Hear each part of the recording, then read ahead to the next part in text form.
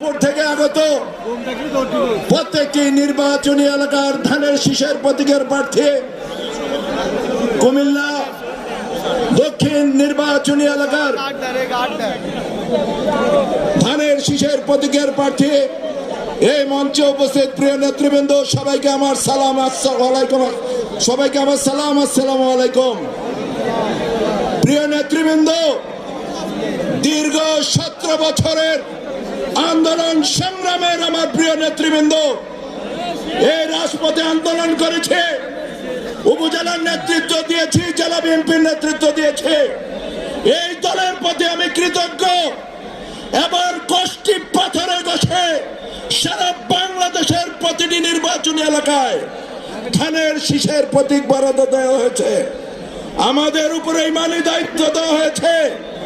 আমরা সবাই মিলে বাংলাদেশের প্রত্যেকটি আসনে ধানের শীষের প্রতীকের প্রার্থীকে নির্বাচিত করতে হবে।